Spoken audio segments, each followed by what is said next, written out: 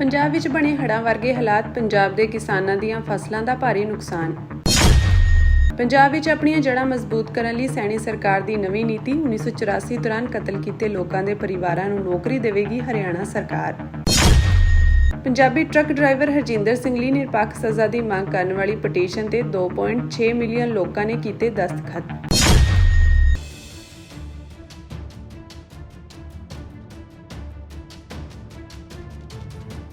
सारी रात अं सरकार की गाड़ी खलोंदे रहे, रोंदे रहे भी कोई आके साडी सार लै लो। कोई नहीं भाजी वड़िया। जे उधरों ते मुख मंत्री आया भाजी, उतों ही मुड़ गया। 7 घंटे जनता नूं उन्हें खराब कर छड्डिया। असीं ते भाजी अगे 20 साल पिछे पे सी, अज पानी आ गया साडियां पैड़ियां च, होर रेता पै जानी। असीं ते होर 50 साल पिछे चले गए भाजी। ਜਿਹੜੀਆਂ ਵੱਡੀਆਂ ਪਾਲਿਸੀਆਂ ਲੈਂਡ ਪਾਲਿਸੀਆਂ ਬਣੀਆਂ ਇਹਨਾਂ ਨੂੰ ਪਤਾ ਕਿਸਾਨ ਜ਼ਮੀਨ ਨਹੀਂ ਛੱਡਦੇ ਪਏ।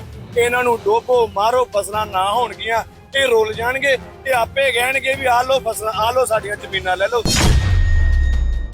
ਪਹਾੜਾਂ ਵਿੱਚ ਹੋ ਰਹੀ ਤੇਜ਼ ਬਰਸਾਤ ਅਤੇ ਲਗਾਤਾਰ ਫਟ ਰਹੇ ਬੱਦਲਾਂ ਦੀ ਵਜ੍ਹਾ ਨਾਲ ਨਹਿਰਾਂ ਅਤੇ ਨਾਲੇ ਪੂਰੀ ਤਰ੍ਹਾਂ ਉਫਾਨ ਤੇ ਹਨ ਅਤੇ ਇਹਨਾਂ ਦਾ ਅਸਰ ਸਿੱਧੇ ਤੌਰ ਤੇ ਮੈਦਾਨੀ ਇਲਾਕਿਆਂ ਵਿੱਚ ਵੇਖਣ ਨੂੰ ਮਿਲ ਰਿਹਾ ਹੈ। ਇਸ ਦਾ ਅੰਦਾਜ਼ਾ ਇਸ ਗੱਲ ਤੋਂ ਲਗਾਇਆ ਜਾ ਸਕਦਾ ਹੈ ਕਿ ਪਹਾੜਾਂ ਵਿੱਚ ਹੋਈ ਬਰਸਾਤ ਦੀ ਵਜ੍ਹਾ ਦੇ ਨਾਲ ਮੈਦਾਨੀ ਇਲਾਕਿਆਂ ਵਿੱਚ ਪੂਰੀ ਤਰ੍ਹਾਂ ਪਾਣੀ ਭਰਿਆ ਹੋਇਆ ਹੈ ਅਤੇ ਇਸ ਦਾ ਅਸਰ ਜਿੱਥੇ ਆਮ ਲੋਕਾਂ ਤੇ ਪਿਆ, ਦੂਜੇ ਪਾਸੇ ਆਵਾਜਾਈ ਵੀ ਪ੍ਰਭਾਵਿਤ ਹੋਈ ਹੈ।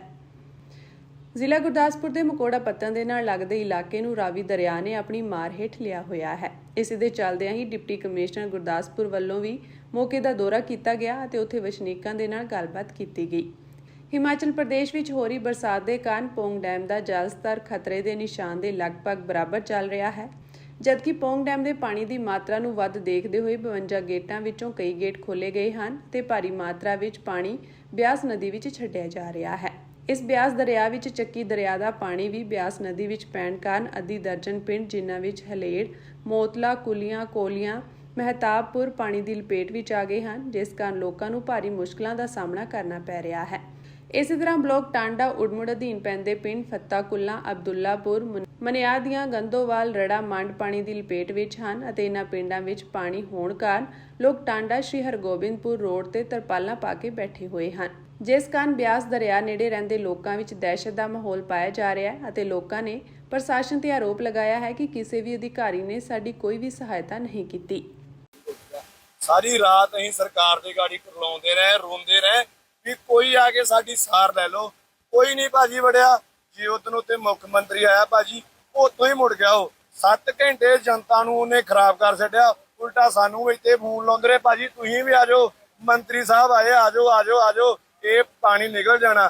ਕੱਖ ਨਹੀਂ ਨਿਕਲਿਆ ਭਾਜੀ। ਉਹ ਆਏ ਤੇ ਪਾਣੀ ਉਹਨਾਂ ਵੇਖ ਲਿਆ ਵੀ ਇਹ ਫਸਲਾਂ ਜੇ ਠੀਕ ਠਾਕ ਆ ਤੇ ਡੋਬੋ ਇਹਨਾਂ ਨੂੰ। ਉਹਨਾਂ ਹੋਰ ਪਤਾ ਨਹੀਂ ਪਿੱਛੋਂ ਪਾਣੀ ਜਿਹੜਾ ਆਦਾ ਸਾਨੂੰ ਮਾਰ ਕੇ ਸੁੱਟਦਾ। ਅੱਜ ਭਾਜੀ ਅਸੀਂ ਤੇ ਭਾਜੀ ਅੱਗੇ 20 ਸਾਲ ਪਿੱਛੇ ਪਏ ਸੀ, ਅੱਜ ਪਾਣੀ ਆ ਗਿਆ ਸਾਡੀਆਂ ਪੈੜੀਆਂ 'ਚ, ਹੋਰ ਰੇਤਾ ਪੈ ਜਾਣੀ। ਅਸੀਂ ਤੇ ਹੋਰ 50 ਸਾਲ ਪਿੱਛੇ ਚਲੇ ਗਏ ਭਾਜੀ। ਸਾਡਾ ਕੀ ਰਹਿ ਗਿਆ ਭਾਜੀ ਇੱਥੇ? ਸਾਡਾ ਕੀ ਕਹੀਏ ਭਾਜੀ, ਇਹਨਾਂ ਸਰਕਾਰਾਂ ਸਾਨੂੰ ਮਾਰ ਕੇ ਸੁੱਟਤਾ ਭਾਜੀ, ਸੁੱਟਤਾ। ਸਾਡੇ NI ਵੀਰ ਨਾ ਹੋਣ ਨਾ ਭਾਜੀ, ਇਹ ਪੰਜਾਬ ਨੂੰ ਉਦਾਂ ਹੀ ਵੇਚ ਕੇ ਖਾ ਜਾਣ ਭਾਜੀ। ਇਹਨਾਂ ਦੀ ਇਹ ਸਭ ਇਹਨਾਂ ਦੀਆਂ ਜਿਹੜੀਆਂ ਵੱਡੀਆਂ ਪਾਲਿਸੀਆਂ ਲੈਂਡ ਪਾਲਿਸੀਆਂ ਬਣੀਆਂ ਇਹਨਾਂ ਨੂੰ ਪਤਾ ਕਿਸਾਨ ਜ਼ਮੀਨ ਨਹੀਂ ਛੱਡਦੇ ਪਏ। ਇਹਨਾਂ ਨੂੰ ਡੋਬੋ ਮਾਰੋ, ਫਸਲਾਂ ਨਾ ਹੋਣਗੀਆਂ, ਇਹ ਰੁੱਲ ਜਾਣਗੇ। ਇਹ ਆਪੇ ਕਹਿਣਗੇ ਵੀ ਆ ਲੋ ਫਸਲਾਂ, ਆ ਲੋ ਸਾਡੀਆਂ ਜ਼ਮੀਨਾਂ ਲੈ ਲਓ। ਜੇ ਇਹਨਾਂ ਲੈਣਗੇ ਨਾ ਭਾਜੀ ਲੈਣਗੇ ਨਾ, ਅੱਜ ਇਹਨਾਂ ਨੂੰ ਕਹੋ ਸਾਨੂੰ ਦੋ ਪੈਸੇ ਦੋ, ਲੈ ਜਾਓ, ਸਾਨੂੰ ਲੈ ਜਾਓ, ਅਸੀਂ ਆਪ ਦਿੰਦੇ ਆ, ਲੈ ਜਾਓ। ਸਾਡੀਆਂ ਦਰਿਆਵਾਂ ਦੇ ਵਿੱਚ ਭਾਜੀ ਮਾਲਕੀਆਂ ਪੈ ਲਈਆਂ, ਸਾਡੀਆਂ ਖੁਦ ਦੀਆਂ ਮਾਲਕੀਆਂ ਪੈ ਲਈਆਂ। ਅਸੀਂ ਉਹ ਵੀ ਛੱਡਣ ਨੂੰ ਤਿਆਰ ਆ ਵੀ ਇਹਨੂੰ ਨਹਿਰੀ ਰੂਪ ਦਿਓ। ਅਸੀਂ ਭਾਜੀ ਮੇਰੀ ਖੁਦ ਦੀ ਪੈੜੀ 5 ਕਿੱਲੇ ਆ, ਨਾ ਬੋਲਦੀ ਪੈੜੀ ਆ ਮਾਲਕੀ ਵਿੱਚ। ਕਰੋ ਇਹਨਾਂ ਨੂੰ ਕਹੇ ਵੀ ਅਸੀਂ ਉਹ ਵੀ ਛੱਡਣ ਨੂੰ ਤਿਆਰ, ਇਹਨੂੰ ਨਹਿਰੀ ਰੂਪ ਦੇਣ। ਇਹਨਾਂ ਨੂੰ ਕੋਈ ਮੁਆਵਜ਼ਾ ਨਹੀਂ ਲਾਉਂਦੇ ਕੋਈ ਭਾਜੀ, ਕੋਈ ਅਸੀਂ ਕੋਲੋਂ ਪੈਸੇ ਦੇਵਾਂਗੇ, ਇਹਨੂੰ ਨਹਿਰੀ ਰੂਪ ਦਿਓ। ਜੇ ਇਹਨਾਂ ਕੋਲ ਕੱਖ ਨਹੀਂ ਹੈਗਾ, ਇਹ ਕਹਿ ਦੋ ਸਾਡੇ ਤੋਂ ਕੱਖ ਨਹੀਂ ਹੈਗਾ, ਕੋਲੋਂ ਪੈਸੇ ਦੇਵਾਂਗੇ ਇਹਨਾਂ ਨੂੰ। ਇਹ ਭਾਜੀ ਇਹ ਕਾਲੀ ਜ਼ਬਾਨ ਵਾਲੇ ਦੀ ਪਤਾ ਨਹੀਂ ਕਾਹਦੀ ਜ਼ਬਾਨ ਆ ਭਾਜੀ, ਕਾਹਦੀ ਜ਼ਬਾਨ ਇਹਦੀ, ਐਡੀ ਕਾਲੀ ਜ਼ਬਾਨ ਆ ਨਾ। ਇਹਨੇ ਇਹ ਕਹਿਤਾ ਵੀ ਮੈਂ ਤੇ ਮੋਟਰਾਂ ਬੰਦ ਕਰਾ ਦੂੰ। ਵਾਕਈ ਭਾਜੀ ਸੱਚੀ ਗੱਲ ਹੋ ਗਈ ਆ। ਕਿਹਦੀ ਗੱਲ ਕਰ ਰਹੇ? ਇਹ ਬੁੱਚੜ ਦੀ, ਜਿਹੜਾ ਬੁੱਚੜ ਦੂਜਾ ਆ ਗਿਆ ਭਗਵੰਤ ਮਾਨ, ਇਹੀ ਆ। ਅੱਗੇ ਨੇ ਸਰਦਾਰਾਂ ਵਾਲੀ ਬੰਨੀ, ਉਹਨੂੰ ਵੀ ਲਾਉਂਦੇ ਹੀ ਕਹਿ ਨਹੀਂ ਸਕਦੇ ਕੁਝ, ਸਾਡੀ ਸਰਦਾਰਾਂ ਦੀ ਆਪਦੀ ਆ। ਪਰ ਇਹਨੇ ਭਾਜੀ ਇਹਨੇ ਕਿਹੜੀ ਜ਼ਬਾਨ ਨਾਲ ਕਿਹਾ ਇਹਨੇ ਵੀ ਮੈਂ ਮੋਟਰਾਂ ਬੰਦ ਕਰਾ ਦੂੰ, ਤੇ ਅੱਜ ਇਹਨੇ ਭਾਜੀ ਕਰਾਤੀਆਂ ਮੋਟਰਾਂ ਬੰਦ। ਮੁਰਗੀ ਭਾਜੀ, ਮੁਰਗੀ ਕੀ ਲੈ ਉਹ ਮਾਰ ਗਈ ਇਹਨਾਂ, ਖਾਲੀ ਮੁਰਗੀ ਜਿਹੜੀ ਇਹਨਾਂ ਦੀ। ਇਹ ਕਹਿੰਦੇ ਮੁਆਵਜ਼ਾ ਦੇਵਾਂਗੇ ਕਿਸੇ ਨੂੰ ਭਾਜੀ, ਕੋਈ ਕਹਿ ਦੇ ਉੱਠ ਕੇ 23 ਦੇ ਵਿੱਚ ਜਿੱਥੇ ਪਾਣੀ ਆਇਆ ਕੋਈ ਕਹਦੇ ਵੀ ਸਾਨੂੰ ਮੁਆਵਜ਼ਾ ਮਿਲਿਆ, 1 ਰੁਪਈਆ ਨਹੀਂ ਦਿੱਤਾ, ਸਭ ਇਹਨਾਂ ਨੇ ਖਾਧਾ ਭਾਜੀ। ਕਿਸੇ ਨੂੰ ਨਹੀਂ ਭਾਜੀ ਮਿਲਿਆ, ਸਭ ਇਹਨਾਂ ਕੋਲੋਂ ਖਾਧਾ ਭਾਜੀ। ਵੋਟਾਂ ਲੈਣੀਆਂ ਆਉਣਾਗੇ ਤੁਹਾਨੂੰ ਮੁਆਵਜ਼ੇ ਦੇਵਾਂਗੇ। ਇੱਕ ਭਾਜੀ ਇਹਨਾਂ ਨੇ ਇੱਕ ਹੋਰ ਵੇਖੋ, ਅਕਾਲੀਆਂ ਸਰਕਾਰ ਆਈ ਉਦੋਂ ਭਾਜੀ ਚਲੋ ਖਰਾਬਾ ਮਿਲਦਾ ਸੀ, ਆਪਦੇ ਜ਼ਖਮ ਤੋੜੇ ਵੀ ਸਕੂਲ ਬੱਚੇ ਜਾਂਦੇ ਸੀ, ਕਿਸੇ ਦੀ ਟਰੈਕਟਰਾਂ ਦੀ ਕਿਸ਼ਤੀ, ਕਿਸੇ ਨੇ ਵਿਆਹ ਸ਼ਾਦੀ ਕਰਨਾ ਸੀ, ਸੌਦਾ ਪੱਤਾ ਲਿਆਉਣਾ ਸੀ, ਆ ਜਾਂਦੀ। ਇਹਨਾਂ ਨੇ 5 ਕਿੱਲਿਆਂ ਦਾ ਕਰਤਾ ਖਰਾਬਾ ਭਾਜੀ, ਉਹ ਵੀ ਨਹੀਂ ਮਿਲਿਆ, ਉਹ ਵੀ ਬੰਦ ਕਰਤਾ ਉਹਨਾਂ ਨੇ, ਉਹ ਵੀ ਨਹੀਂ ਮਿਲਿਆ। ਇਸ ਬੰਨ ਦੇ ਉੱਤੇ ਤੁਸੀਂ ਜੱਦੋਜਹਿਦ ਕੀਤੀ, ਕੋਈ ਪਹੁੰਚਿਆ ਇੱਥੇ? ਭਾਜੀ ਕੋਈ ਨਹੀਂ ਪਹੁੰਚਿਆ ਭਾਜੀ। ਇੱਕ ਸੰਤ ਸੀਚੇਵਾਲ ਭਾਜੀ ਤੇ ਮਹਾਂਪੁਰਸ਼ ਆਪਣੇ ਬਾਬਾ ਸੁੱਖਾ ਸਿੰਘ ਜੀ ਤੇ ਸੰਤ ਬਾਬਾ ਆਪਣੇ ਭਰੋਹਾਣਾ ਸਾਹਿਬ ਭੋਲਾ ਸਿੰਘ ਜੀ, ਉਹ ਪਹੁੰਚਿਆ। ਉਹਨਾਂ ਤੋਂ ਇਲਾਵਾ ਭਾਜੀ ਤੇ ਐਨਆਰਆਈ ਹੋਰ ਕੋਈ ਨਹੀਂ ਪਹੁੰਚਿਆ। ਤੇਲ ਕਹਿੰਦੇ ਦਿੱਤਾ ਗਿਆ 10 ਭਾਜੀ ਕੋਈ ਨਹੀਂ ਦਿੱਤਾ, ਸਾਨੂੰ ਨਹੀਂ ਪਤਾ ਉਹ ਕਿੱਥੇ ਚੱਲ ਗਿਆ ਕਿੱਥੇ ਨਹੀਂ। ਸੁਖਬੀਰ ਬਾਦਲ ਆਏ ਭਾਜੀ ਪਰਸੋਂ, ਉਹ ਐਲਾਨ ਕਰਕੇ ਗਏ ਵੀ ਅਸੀਂ ਤੁਹਾਨੂੰ ਤੇਲ ਦੇਵਾਂਗੇ, ਉਹ ਵਾਕਿਆ ਭਾਜੀ ਦਿੰਦੇ ਵੀ ਆ। 23 ਦੇ ਵਿੱਚ ਉਹਨਾਂ ਦਾ ਸ਼੍ਰੋਮਣੀ ਕਮੇਟੀ ਨੂੰ ਪ੍ਰਸ਼ਾਦਾ ਭਾਜੀ, ਪ੍ਰਸ਼ਾਦਾ ਡੇਲੀ ਆਉਂਦਾ। 16 ਤਰੀਕ ਦਾ ਪ੍ਰਸ਼ਾਦਾ ਇੱਥੇ ਆਉਂਦਾ, ਭਾਵੇਂ 200 ਬੰਦਾ ਹੁੰਦਾ ਸੀ, ਭਾਵੇਂ 1000 ਬੰਦਾ, ਭਾਵੇਂ 2000 ਬੰਦਾ, 3 ਟਾਈਮ ਭਾਜੀ ਪ੍ਰਸ਼ਾਦਾ ਹੁੰਦਾ ਰਿਹਾ ਉਹਨਾਂ ਦਾ, 3 ਟਾਈਮ ਇੱਥੇ ਐਲਾਨ ਕਰਕੇ ਗਏ। ਇੱਥੇ ਮੁੱਖ ਮੰਤਰੀ ਨਹੀਂ ਇੱਥੇ ਪਹੁੰਚੇ ਭਾਜੀ, ਨਾ ਮੁੱਖ ਮੰਤਰੀ ਉਹ ਸਰਕਾਰ ਤੋਂ ਬਾਅਦ ਹੋਣ ਦੇ ਬਾਵਜੂਦ ਵੀ ਭਾਜੀ ਉਹਨਾਂ ਨੇ ਇੰਨਾ ਡੀਲ ਦੇ ਦਿੱਤਾ। ਮੁੱਖ ਮੰਤਰੀ ਕੋਲ ਨਹੀਂ ਪਹੁੰਚਿਆ ਜੀ, ਤੇ ਰਾਣਾ ਸਾਹਿਬ ਦੀ ਇੰਨੀ ਦੇਣਾ ਵੀ ਆਈ ਇੱਥੇ ਮਸ਼ੀਨ, ਥੋੜੇ ਦਿਨ ਚੱਲ ਜਾਂਦੀ ਤੇ ਬੰਨ ਸ਼ਾਇਦ ਵੱਜ ਜਾਂਦਾ। ਥੋੜਾ ਟਾਈਮ ਵੀ ਇੱਥੇ ਹਲੇ ਬੰਨ ਤੇ ਚੜੀ, ਉਧਰੋਂ ਬੰਨ ਟੁੱਟ ਗਿਆ ਜੀ।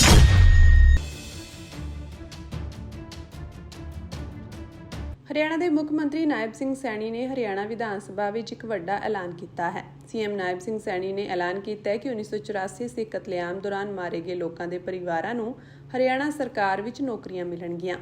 1984 ਸਿੱਖ ਕਤਲੇਆਮ ਦੇ ਪੀੜਤਾਂ ਲਈ ਸਰਕਾਰ ਦਾ ਇਹ ਕਦਮ ਵੱਡੀ ਰਾਹਤ ਮੰਨਿਆ ਜਾ ਰਿਹਾ ਹੈ।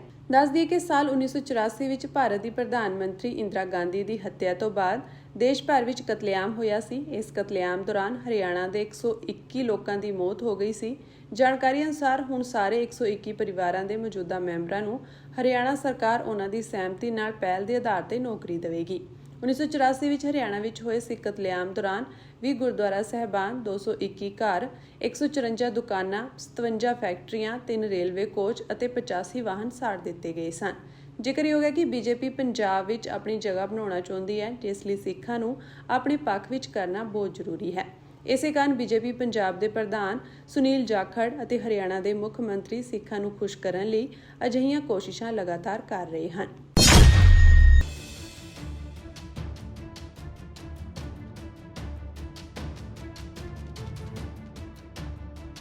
ਫਲੋਰੀਡਾ ਵਿੱਚ ਇੱਕ ਘਾਤਕ ਹਾਦਸੇ ਦੇ ਦੋਸ਼ਾਂ ਦਾ ਸਾਹਮਣਾ ਕਰ ਰਹੇ ਪੰਜਾਬੀ ਟਰੱਕ ਡਰਾਈਵਰ ਹਰਜਿੰਦਰ ਸਿੰਘ ਲਈ ਨਿਰਪੱਖ ਸਜ਼ਾ ਦੀ ਮੰਗ ਕਰਨ ਵਾਲੀ ਇੱਕ ਪਟੀਸ਼ਨ ਨੂੰ ਭਾਰੀ ਹੁੰਗਾਰਾ ਮਿਲਿਆ ਹੈ, ਜਿਸ ਦੇ ਕੁਝ ਹੀ ਦਿਨਾਂ ਵਿੱਚ 2.6 ਮਿਲੀਅਨ ਤੋਂ ਵੱਧ ਪ੍ਰਮਾਣਿਤ ਦਸਤਖਤ ਹੋ ਚੁੱਕੇ ਹਨ।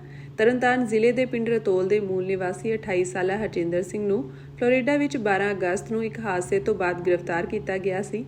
ਉਸ ਤੇ ਕਥਿਤ ਤੌਰ ਤੇ ਗੈਰ ਕਾਨੂੰਨੀ ਯੂ-ਟਰਨ ਲੈਣ ਦਾ ਦੋਸ਼ ਹੈ, ਜਿਸ ਕਾਰਨ ਇੱਕ ਕਾਰ ਟ੍ਰੇਲਰ ਨਾਲ ਟਕਰਾ ਗਈ ਅਤੇ 3 ਲੋਕਾਂ ਦੀ ਮੌਕੇ ਤੇ ਹੀ ਮੌਤ ਹੋ ਗਈ।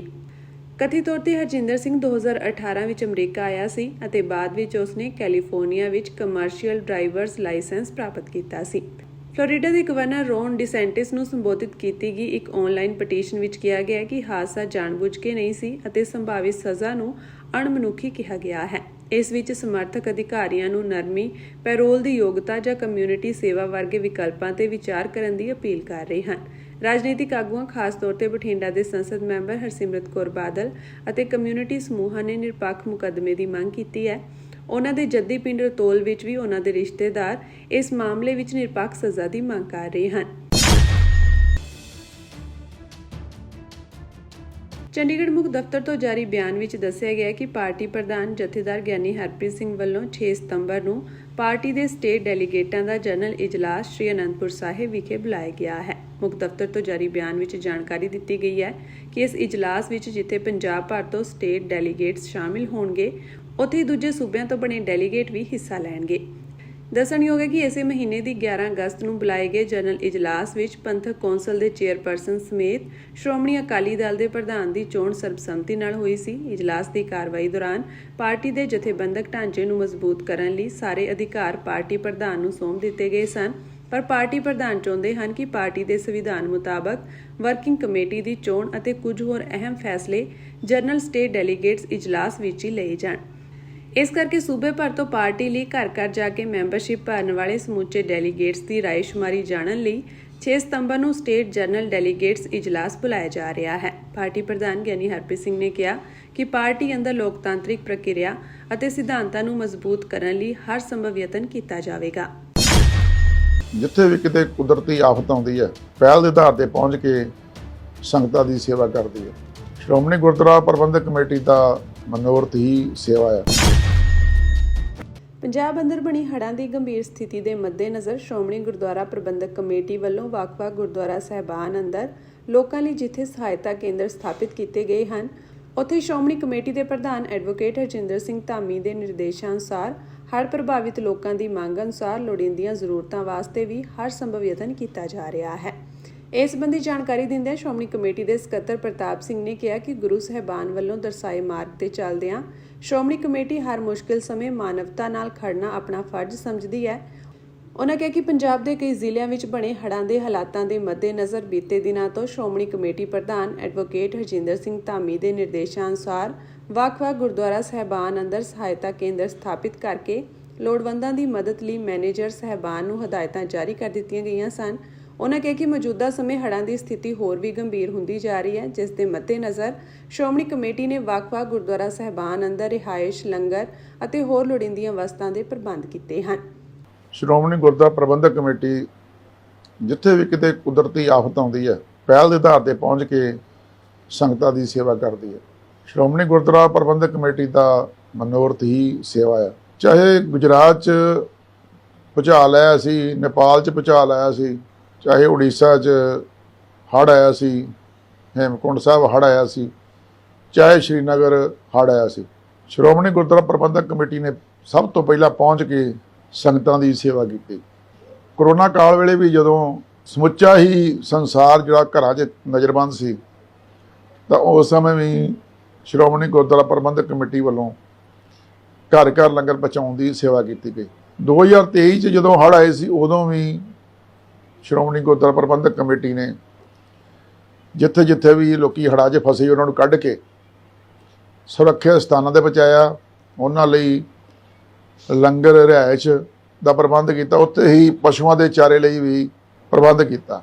ਹੁਣ ਵੀ ਲਗਭਗ 8-10 ਦਿਨ ਤੋਂ ਪਹਿਲਾਂ ਮਾਨਯੋਗ ਪ੍ਰਧਾਨ ਸਾਹਿਬ ਸਰਦਾਰ ਹਰਜਿੰਦਰ ਸਿੰਘ ਧਾਮੀ ਜੀ ਵੱਲੋਂ ਦਾਸ ਨੂੰ ਆਦੇਸ਼ ਕੀਤਾ ਕਿ ਹੜ੍ਹਾਂ ਦੀ ਸਥਿਤੀ ਨੂੰ ਮੱਦੇਨਜ਼ਰ ਰੱਖਦੇ ਹੋਏ ਗੁਰਦੁਆਰਾ ਸਾਹਿਬਾਨ ਨੂੰ ਆਦੇਸ਼ ਦਿੱਤਾ ਜਾਵੇ, ਗੁਰਦੁਆਰਾ ਸਾਹਿਬਾਨ ਦੇ ਮੈਨੇਜਰ ਨੂੰ ਆਦੇਸ਼ ਦਿੱਤਾ ਜਾਵੇ ਕਿ ਉਹ ਸੰਗਤਾਂ ਲਈ ਰਿਹਾਇਸ਼ ਅਤੇ ਲੰਗਰ ਦਾ ਪ੍ਰਬੰਧ ਕਰਨ। ਜਿਹੜੀਆਂ ਸੰਗਤਾਂ ਹੜ੍ਹ ਪ੍ਰਭਾਵਿਤ ਆ, ਮਾਨਯੋਗ ਪ੍ਰਧਾਨ ਸਾਹਿਬ ਦੇ ਦੇਸ਼ਾਂ ਅਨੁਸਾਰ ਅਸੀਂ ਸਾਰੇ ਲਗਭਗ ਗੁਰਦੁਆਰੇ ਜਿਹੜੇ ਖਾਸ ਕਰਕੇ ਦਰਿਆਵਾਂ ਦੀ ਲਾਗੇ ਛਾਗੇ ਪੈਂਦੇ ਨੇ, ਉਹਨਾਂ ਨੂੰ ਪ੍ਰਬੰਧ ਕਰਨ ਲਈ ਆਦੇਸ਼ ਕੀਤਾ।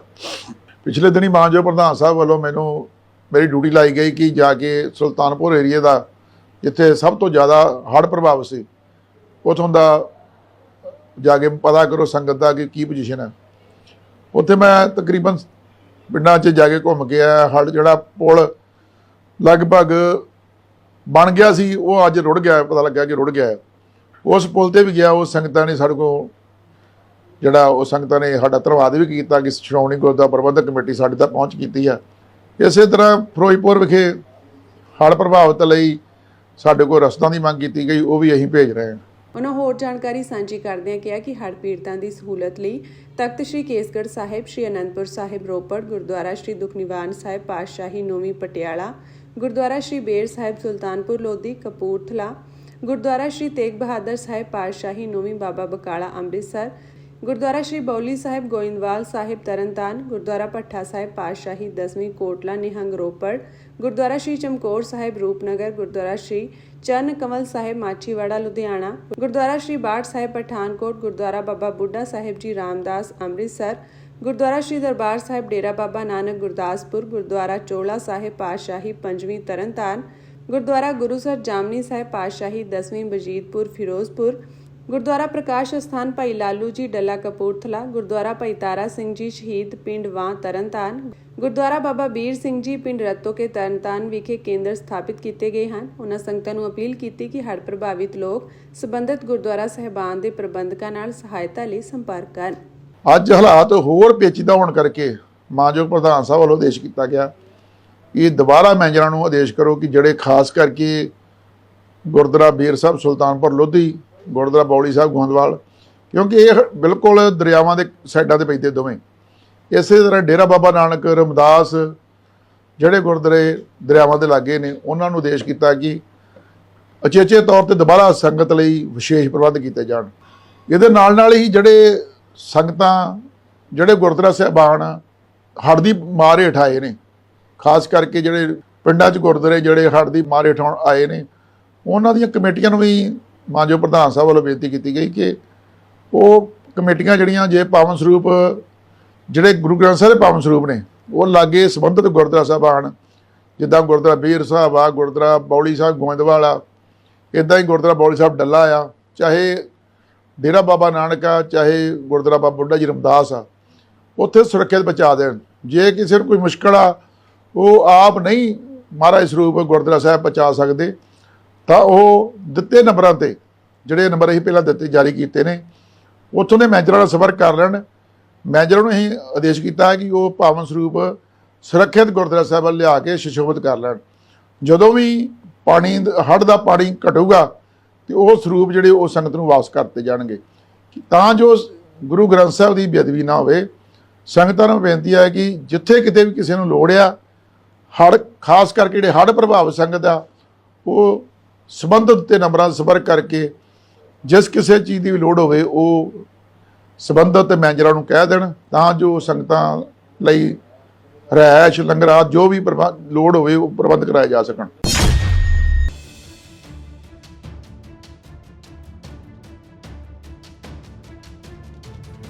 ਅਮਰੀਕਾ ਨੇ ਅਧਿਕਾਰਤ ਤੌਰ ਤੇ ਭਾਰਤ ਤੋਂ ਆਯਾਤ ਕੀਤੇ ਜਾਣ ਵਾਲੇ ਸਮਾਨ ਤੇ 25% ਵਾਧੂ ਟੈਰਿਫ ਲਗਾਉਣ ਲਈ ਇੱਕ ਜਨਤਕ ਨੋਟਿਸ ਜਾਰੀ ਕੀਤਾ ਹੈ। ਇਸ ਵਿੱਚ ਕਿਹਾ ਗਿਆ ਹੈ ਕਿ ਨਵਾਂ ਟੈਰਿਫ 27 ਅਗਸਤ ਨੂੰ ਸਵੇਰੇ 12:01 ਤੇ ਲਾਗੂ ਹੋਵੇਗਾ। ਅਮਰੀਕੀ ਕਸਟਮਜ਼ ਅਤੇ ਸਰਹੱਦੀ ਸੁਰੱਖਿਆ ਰਾਹੀਂ ਗ੍ਰਹਿ ਸੁਰੱਖਿਆ ਵਿਭਾਗ ਦੁਆਰਾ ਕੀਤੇ ਗਏ ਨੋਟਿਸ ਵਿੱਚ ਕਿਹਾ ਗਿਆ ਹੈ ਕਿ ਟੈਰਿਫ ਨੇ ਰਾਸ਼ਟਰਪਤੀ ਡੋਨਾਲਡ ਟਰੰਪ ਦੇ 6 ਅਗਸਤ ਨੂੰ ਦਸਤਖਤ ਕੀਤੇ ਕਾਰਜਕਾਰੀ ਆਦੇਸ਼ ਨੂੰ ਲਾਗੂ ਕੀਤਾ ਹੈ। ਟਰੰਪ ਪ੍ਰਸ਼ਾਸਨ ਦਾ ਕਹਿਣਾ ਹੈ ਕਿ ਰੂਸ ਤੋਂ ਤੇਲ ਖਰੀਦ ਕੇ ਭਾਰਤ ਸਿੱਧੇ ਤੌਰ ਤੇ ਮਾਸਕੋ ਦੇ ਯੂਕਰੇਨ ਯੁੱਧ ਨੂੰ ਫੰਡ ਦੇ ਰਿਹਾ ਹੈ। ਇਹ ਵਾਧੂ 25% ਟੈਰਿਫ 1 ਅਗਸਤ 2025 ਤੋਂ ਲਗਾਏ ਗਏ 25% ਪਰਸਪਰ ਟੈਰਿਫ ਤੋਂ ਇਲਾਵਾ ਹੋਵੇਗਾ, ਜਿਸ ਨਾਲ ਭਾਰਤ ਤੋਂ ਆਯਾਤ ਕੀਤੇ ਗਏ ਕਈ ਸਮਾਨ ਤੇ ਕੁੱਲ ਟੈਰਿਫ 50% ਹੋ ਜਾਵੇਗਾ। ਇਹ ਦਰ ਬ੍ਰਾਜ਼ੀਲ ਦੇ ਬਰਾਬਰ ਹੈ ਅਤੇ ਏਸ਼ੀਆ ਪ੍ਰਸ਼ਾਂਤ ਦੇ ਹੋਰ ਦੇਸ਼ਾਂ ਨਾਲੋਂ ਬਹੁਤ ਜ਼ਿਆਦਾ ਹੈ। ਹਾਲਾਂਕਿ ਫਾਰਮਾਸਿਊਟੀਕਲ, ਸੈਮੀਕੰਡਕਟਰ ਅਤੇ ਊਰਜਾ ਸਰੋਤਾਂ ਵਰਗੇ ਕੁਝ ਖੇਤਰਾਂ ਨੂੰ ਇਸ ਟੈਰਿਫ ਤੋਂ ਛੋਟ ਹੈ। ਭਾਰਤ ਦੇ $87 ਬਿਲੀਅਨ ਦੇ ਅਮਰੀਕੀ ਨਿਰਯਾਤ, ਜੋ ਕਿ ਦੇਸ਼ ਦੇ GDP ਦਾ 2.5% ਹੈ, ਇਸ ਟੈਰਿਫ ਤੋਂ ਡੂੰਘਾ ਪ੍ਰਭਾਵਿਤ ਹੋ ਸਕਦੇ ਹਨ। ਟੈਕਸਟਾਈਲਜ਼, ਰਤਨ ਅਤੇ ਗਹਿਣੇ, ਚਮੜਾ, ਸਮੁੰਦਰੀ ਉਤਪਾਦ, ਰਸਾਇਣ ਅਤੇ ਆਟੋ ਪਾਰਟਸ ਵਰਗੇ ਖੇਤਰ ਖਾਸ ਤੌਰ ਤੇ ਪ੍ਰਭਾਵਿਤ ਹੋਣਗੇ।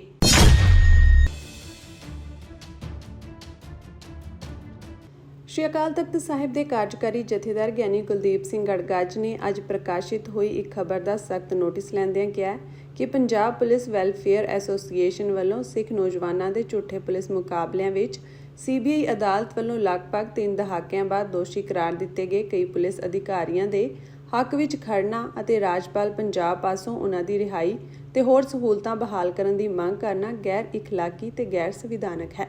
ਜਥੇਦਾਰ ਗੜਗੱਜ ਨੇ ਪੰਜਾਬ ਦੇ ਰਾਜਪਾਲ ਗੁਲਾਬ ਚੰਦ ਕਟਾਰੀਆ ਨੂੰ ਆਖਿਆ ਕਿ CBI ਅਦਾਲਤ ਵੱਲੋਂ ਦੋਸ਼ੀ ਕਰਾਰ ਦਿੱਤੇ ਗਏ ਪੁਲਿਸ ਅਧਿਕਾਰੀਆਂ ਨੂੰ ਸਜ਼ਾਵਾਂ ਦਿਵਾਉਣ ਲਈ ਸਿੱਖ ਨੌਜਵਾਨਾਂ ਦੇ ਪੀੜਤ ਪਰਿਵਾਰਾਂ ਨੂੰ ਪਿਛਲੇ 3 ਦਹਾਕਿਆਂ ਤੋਂ ਲੰਮੀ ਕਾਨੂੰਨੀ ਲੜਾਈ ਲੜਨੀ ਪਈ ਹੈ, ਜਿਸ ਦੌਰਾਨ ਦੋਸ਼ੀਆਂ ਨੂੰ ਤਰੱਕੀਆਂ ਤੇ ਸਹੂਲਤਾਂ ਦਿੱਤੀਆਂ ਗਈਆਂ ਹਨ ਤੇ ਹੁਣ ਸਰਕਾਰ ਉਹਨਾਂ ਨੂੰ ਛੱਡਣ ਦੇ ਬਹਾਨੇ ਲੱਭ ਰਹੀ ਹੈ। ਉਹਨਾਂ ਕਿਹਾ ਕਿ ਜੇਕਰ ਸਰਕਾਰ ਨੇ ਅਜਿਹਾ ਕਰਨਾ ਹੈ ਤਾਂ ਅਦਾਲਤ ਵੱਲੋਂ ਦਿੱਤੀਆਂ ਸਜ਼ਾਵਾਂ ਦਾ ਕੀ ਮਤਲਬ ਰਹਿ ਜਾਂਦਾ ਹੈ। ਇਨ੍ਹਾਂ ਪੁਲਿਸ ਅਧਿਕਾਰੀਆਂ ਨੇ 1990 ਤੋਂ 1994 ਵਿੱਚ ਹਜ਼ਾਰਾਂ ਸਿੱਖ ਨੌਜਵਾਨਾਂ ਨੂੰ ਚੁੱਕ ਕੇ ਝੂਠੇ ਪੁਲਿਸ ਮੁਕਾਬਲਿਆਂ ਵਿੱਚ ਕਤਲ ਕਰ ਦਿੱਤਾ ਸੀ, ਜਿਸ ਲਈ ਇਹਨਾਂ ਨੂੰ ਸਜ਼ਾ ਮਿਲਣੀ ਜ਼ਰੂਰੀ ਸੀ। ਉਹਨਾਂ ਕਿਹਾ ਕਿ ਬਾਬਾ ਚਰਨ ਸਿੰਘ ਕਾਰ ਸੇਵਾ ਵਾਲੇ, ਭਾਈ ਜਸਵੰਤ ਸਿੰਘ ਖਾਲੜਾ, ਸ਼ਹੀਦ ਭਗਤ ਸਿੰਘ ਦੇ ਰਿਸ਼ਤੇਦਾਰ ਕੁਲਜੀਤ ਸਿੰਘ, ਭਾਰਤ ਦੀ ਆਜ਼ਾਦੀ ਸੰਘਰਸ਼ ਵਿੱਚ ਯੋਗਦਾਨ ਪਾਉਣ ਵਾਲੇ ਸੁਲੱਖਣ ਸਿੰਘ ਭਕਨਾ, ਫੌਜ, ਸ਼੍ਰੋਮਣੀ ਗੁਰਦੁਆਰਾ ਪ੍ਰਬੰਧਕ ਕਮੇਟੀ, ਪੁਲਿਸ ਅਤੇ ਬਿਜਲੀ ਬੋਰਡ ਤੇ ਕਈ ਅਧਿਕਾਰੀਆਂ ਤੇ ਹੋਰਨਾਂ ਨੂੰ ਚੁੱਕ ਕੇ ਕਤਲ ਕਰਨ ਦੇ ਕੇਸਾਂ ਵਿੱਚ ਇਨ੍ਹਾਂ ਦੋਸ਼ੀ ਪੁਲਿਸ ਅਧਿਕਾਰੀਆਂ ਨੂੰ ਲੰਮੀ ਕਾਨੂੰਨੀ ਲੜਾਈ ਤੋਂ ਬਾਅਦ ਸਜ਼ਾਵਾਂ ਹੋਈਆਂ ਹਨ। ਉਹਨਾਂ ਕਿਹਾ ਕਿ ਇਨ੍ਹਾਂ ਪੁਲਿਸ ਅਫਸਰਾਂ ਨੂੰ ਰਿਹਾ ਕਰਨਾ ਪੀੜਤ ਪਰਿਵਾਰ ਨਾਲ ਇੱਕ ਹੋਰ ਬੇਇਨਸਾਫੀ ਹੋਵੇਗੀ।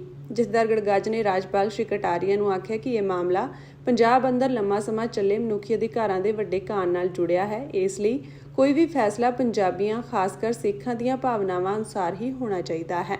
ਜਥੇਦਾਰ ਗਿਆਨੀ ਕੁਲਦੀਪ ਸਿੰਘ ਗੜਗੱਜ ਨੇ ਕਿਹਾ ਕਿ ਇਹ ਵੀ ਬਹੁਤ ਹੀ ਮਾੜੀ ਤੇ ਦੁਖਦਾਈ ਗੱਲ ਹੈ ਕਿ ਮੀਡੀਆ ਦਾ ਇੱਕ ਹਿੱਸਾ ਵੀ ਇਸ ਸਿੱਖ ਵਿਰੋਧੀ ਬਿਰਤਾਂਤ ਨੂੰ ਅਗਾਂਹ ਵਧਾਉਣ ਦਾ ਰੋਲ ਅਦਾ ਕਰ ਰਿਹਾ ਹੈ, ਜਦਕਿ ਇਸ ਨੂੰ ਨਿਰਪੱਖ ਤੇ ਨਿਆਂਪੂਰਨ ਹੋਣਾ ਚਾਹੀਦਾ ਹੈ। ਉਹਨਾਂ ਕਿਹਾ ਕਿ ਜਿਵੇਂ ਮੀਡੀਆ ਵੱਲੋਂ ਦੋਸ਼ੀ ਪੁਲਿਸ ਅਧਿਕਾਰੀਆਂ ਦੀ ਤੁਲਨਾ ਦਹਾਕਿਆਂ ਤੋਂ ਸਜ਼ਾ ਭੁਗਤ ਰਹੇ ਬੰਦੀ ਸਿੰਘਾਂ ਨਾਲ ਕੀਤੀ ਗਈ ਹੈ, ਇਹ ਬਿਲਕੁਲ ਗਲਤ ਅਤੇ ਸ਼ਰਾਰਤ ਭਰੀ ਲਿਖਣੀ ਹੈ। ਉਹਨਾਂ ਕਿਹਾ ਕਿ ਬੰਦੀ ਸਿੰਘ ਲੰਮਾ ਸਮਾਂ ਜੇਲ੍ਹਾਂ ਵਿੱਚ ਕੈਦ ਕੱਟ ਚੁੱਕੇ ਹਨ, ਜਦਕਿ ਝੂਠੇ ਮੁਕਾਬਲਿਆਂ ਦੇ ਦੋਸ਼ੀ ਪੁਲਿਸ ਅਧਿਕਾਰੀਆਂ ਨੂੰ ਸਜ਼ਾ ਦਿਵਾਉਣ ਵਿੱਚ ਹੀ 30 ਸਾਲਾਂ ਦਾ ਸਮਾਂ ਲੱਗ ਗਿਆ ਹੈ। ਇਹ ਪੁਲਿਸ ਅਧਿਕਾਰੀ ਪਿਛਲੇ 30 ਸਾਲਾਂ ਤੋਂ ਆਜ਼ਾਦ ਸਨ ਅਤੇ ਇਹਨਾਂ ਨੂੰ ਸਜ਼ਾਵਾਂ ਪਿਛਲੇ 3 ਸਾਲਾਂ ਤੋਂ ਹੀ ਹੋ ਰਹੀਆਂ ਹਨ। ਇਹਨਾਂ ਦੋਵੇਂ ਪੱਖਾਂ ਦੀ ਤੁਲਨਾ ਕਿਵੇਂ ਕੀਤੀ ਜਾ ਸਕਦੀ ਹੈ ਅਤੇ ਇਹ ਕਿਵੇਂ ਵਾਜਬ ਹੈ? ਉਹਨਾਂ ਕਿਹਾ ਕਿ ਜਿਹੜੇ ਵੀ ਬੰਦੀ ਸਿੰਘਾਂ ਦੀ ਰਿਹਾਈ ਹੋਈ ਹੈ ਉਹ ਸੰਵਿਧਾਨ ਅਤੇ ਕਾਨੂੰਨ ਅਨੁਸਾਰ ਹੈ, ਜੋ ਕਿ ਨਿਆਂਪੂਰਨ ਹੈ। ਉਹਨਾਂ ਕਿਹਾ ਕਿ ਜਿੱਦਾਂ ਭਾਈ ਬਲਵੰਤ ਸਿੰਘ ਰਾਜੋਆਣਾ, ਭਾਈ ਗੁਰਦੀਪ ਸਿੰਘ ਖੇੜਾ, ਪ੍ਰੋਫੈਸਰ ਦਵਿੰਦਰਪਾਲ ਸਿੰਘ ਭੁੱਲਰ, ਭਾਈ ਜਗਤਾਰ ਸਿੰਘ ਹਵਾਰਾ, ਭਾਈ ਜਗਤਾਰ ਸਿੰਘ ਤਾਰਾ, ਭਾਈ ਪਰਮਜੀਤ ਸਿੰਘ ਭਿਓਰਾ ਸਮੇਤ ਕਈ ਸਿੰਘ ਅਜਿਹੇ ਹਨ ਜਿਹੜੇ ਅਜੇ ਵੀ ਪਿਛਲੇ 3 ਦਹਾਕਿਆਂ ਤੋਂ ਜੇਲ੍ਹਾਂ ਵਿੱਚ ਨਜ਼ਰਬੰਦ ਹਨ, ਜੋ ਕਿ ਸਰਕਾਰਾਂ ਵੱਲੋਂ ਮਨੁੱਖੀ ਅਧਿਕਾਰਾਂ ਦੀ ਵੱਡੀ ਉਲੰਘਣਾ ਹੈ। ਉਹਨਾਂ ਕਿਹਾ ਕਿ ਸਿੱਖ ਨੌਜਵਾਨਾਂ ਦੇ ਪੀੜਤ ਪਰਿਵਾਰਾਂ ਨੂੰ ਹਾਲੇ ਤੱਕ ਪੂਰੀ ਤਰ੍ਹਾਂ ਇਨਸਾਫ ਨਹੀਂ ਮਿਲਿਆ ਹੈ ਅਤੇ ਜਿਨ੍ਹਾਂ ਪਰਿਵਾਰਾਂ ਨੂੰ ਕੁਝ ਨਿਆਂ ਮਿਲਿਆ ਵੀ ਹੈ ਤਾਂ ਹੁਣ ਸਰਕਾਰ ਵੱਲੋਂ ਉਹਨਾਂ ਮਾਮਲਿਆਂ ਵਿੱਚ ਸਜ਼ਾ ਭੁਗਤ ਰਹੇ ਦੋਸ਼ੀ ਪੁਲਿਸ ਅਧਿਕਾਰੀਆਂ ਨੂੰ ਸਮੇਂ ਤੋਂ ਪਹਿਲਾਂ ਹੀ ਰਿਹਾ ਕਰਨ ਦਾ ਮਾਹੌਲ ਸਿਰਜਿਆ ਜਾ ਰਿਹਾ ਹੈ। ਉਹਨਾਂ ਕਿਹਾ ਕਿ ਪੰਜਾਬ ਸਰਕਾਰ ਇਹ ਯਕੀਨੀ ਬਣਾਏ ਕਿ ਦੋਸ਼ੀ ਪੁਲਿਸ ਅਧਿਕਾਰੀ CBI ਅਦਾਲਤ ਵੱਲੋਂ ਸੁਣਾਈ ਗਈ ਸਜ਼ਾ ਪੂਰੀ ਭੁਗਤਣ ਅਤੇ ਜੇਕਰ ਸਰਕਾਰ ਇਹਨਾਂ ਨੂੰ ਸਮੇਂ ਤੋਂ ਪਹਿਲਾਂ ਹੀ ਰਿਹਾ ਕਰਨ ਦੀ ਨੀਤੀ ਉੱਤੇ ਕੰਮ ਕਰੇਗੀ ਤਾਂ ਇਸ ਤੋਂ ਸਪਸ਼ਟ ਹੋ ਜਾਵੇਗਾ ਕਿ ਮੌਜੂਦਾ ਸਰਕਾਰ ਵੀ ਸਿੱਖਾਂ ਨੂੰ ਨਿਆਂ ਨਹੀਂ ਦੇਣਾ ਚਾਹੁੰਦੀ। ਜਥੇਦਾਰ ਗੜਗੱਜ ਨੇ ਕਿਹਾ ਕਿ ਇਹ ਪ੍ਰਤੀਤ ਹੁੰਦਾ ਹੈ ਕਿ ਮੌਜੂਦਾ ਪੰਜਾਬ ਸਰਕਾਰ ਸੰਵਿਧਾਨ ਦੀ ਗੱਲ ਕਰਦੀ ਤਾਂ ਹੈ, ਲੇਕਿਨ ਇਹ ਸੰਵਿਧਾਨ ਨੂੰ ਮੰਨਦੀ ਨਹੀਂ ਅਤੇ ਇਸ ਦੀ ਮਨਸ਼ਾ ਸਿੱਖਾਂ ਨੂੰ ਕੋਈ ਇਨਸਾਫ ਦੇਣ ਦੀ ਨਹੀਂ ਹੈ। ਉਹਨਾਂ ਕਿਹਾ ਕਿ ਸਰਕਾਰ ਪੁਲਿਸ ਦੇ ਨਾਲ ਰਲ ਕੇ ਅਜਿਹਾ ਮਾਹੌਲ ਸਿਰਜ ਰਹੀ ਹੈ ਜੋ ਦੋਸ਼ੀ ਪੁਲਿਸ ਅਧਿਕਾਰੀਆਂ ਨੂੰ ਜਲਦ ਹੀ ਬਾਹਰ ਕੱਢਿਆ ਜਾਵੇ। ਉਹਨਾਂ ਅਜਿਹੀ ਕਾਰਵਾਈ ਨੂੰ CBI ਅਦਾਲਤ ਅਤੇ ਸੰਵਿਧਾਨ ਦਾ ਵੱਡਾ ਨਿਰਾਦਰ ਕਰਾਰ ਦਿੱਤਾ। ਉਹਨਾਂ ਕਿਹਾ ਕਿ ਮੌਜੂਦਾ ਸਮੇਂ ਵੀ ਪੰਜਾਬ ਅੰਦਰ ਮਨੁੱਖੀ ਅਧਿਕਾਰਾਂ ਦਾ ਅਜਿਹਾ ਘਾਣ ਆਮ ਕੀਤਾ ਜਾ ਰਿਹਾ ਹੈ ਜੋ ਕਿ ਗਹਿਰੀ ਚਿੰਤਾ ਦਾ ਵਿਸ਼ਾ ਹੈ, ਜਿਸ ਪ੍ਰਤੀ ਸਮੂਹ ਪੰਜਾਬ ਪੱਖੀ ਜਥੇਬੰਦੀਆਂ, ਸਿਆਸੀ ਧਿਰਾਂ, ਮਨੁੱਖੀ ਅਧਿਕਾਰਾਂ ਦੀ ਰੱਖਿਆ ਕਰਨ ਵਾਲੀਆਂ ਸੰਸਥਾਵਾਂ ਤੇ ਸਮਾਜਿਕ ਸੰਸਥਾਵਾਂ ਨੂੰ ਇਕਜੁੱਟਤਾ ਨਾਲ ਗੰਭੀਰ ਵਿਚਾਰ ਕਰਨੀ ਚਾਹੀਦੀ ਹੈ।